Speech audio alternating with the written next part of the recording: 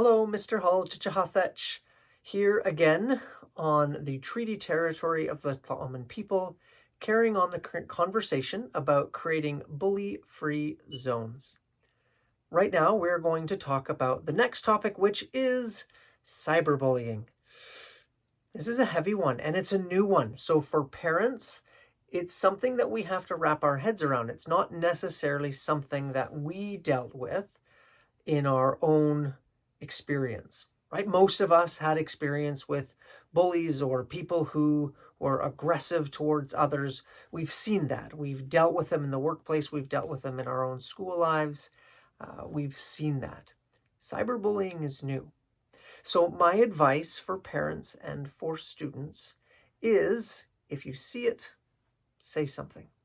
Now, who you say it to is going to depend on what is occurring. Always share with your school family, right? Whether that be the administrator or the teacher. Now, that doesn't mean we can necessarily do something directly about it. So behavior that happens after school, it's a gray area for us to be able to discipline students. However, when we know about it, we can support that conversation. We can ensure that the kids can feel safe, that the teacher isn't putting them in groups, or we can look at classroom rearrangement. We can support in ways that may not be as direct as even perhaps parents might hope we can.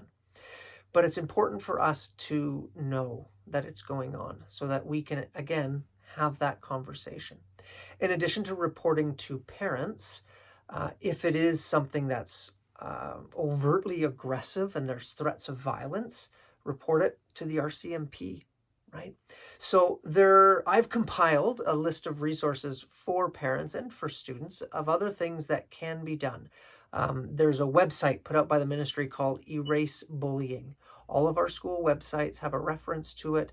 And like I said, I have a document that at the end I'll put a QR code and a link so that you can download it. And I'll reference it in other videos as well. But it has some other helplines that you can call or that you can send messages to try and help students understand what they can do. Again, the big one, have that conversation. Now, sometimes our initial reaction, and I know I've seen memes about this on the internet where it's like, I'm being bullied online as they're on a laptop, and you just shut the laptop. There, fixed. But it doesn't really fix it, because what happens is you close the laptop and the student knows that that conversation is still happening. Oftentimes cyberbullying isn't direct, right? It's not a message to me saying, you're a jerk, you're this, you've done that, I'm going to beat you up at school. It can be conversations about me with other people. So even if you close the lid, that doesn't solve the problem, okay? So taking away that technology isn't going to make the problem go away. Students exist in an online world. So we have to be aware as parents and educators that simply turning off technology at school or at home won't necessarily solve that problem. We need to be open and honest so that we can ensure that our kids know that we support them, that we love them. The other part of taking away the technology is in a roundabout way, kids may feel that they're being punished for the actions of someone else.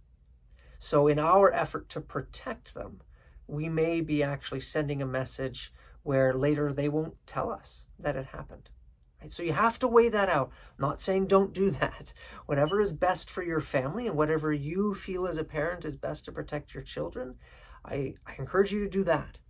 But I want you to think through what that might look like, and that we ensure that we send the message of, we've got you, we love you, we support you, and we're here for you.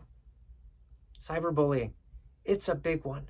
I could probably have a whole evening conversation with people about what that might look like, what supports that can be put in place, how can we support kids. To be honest, right now, my daughter is struggling with that in another jurisdiction.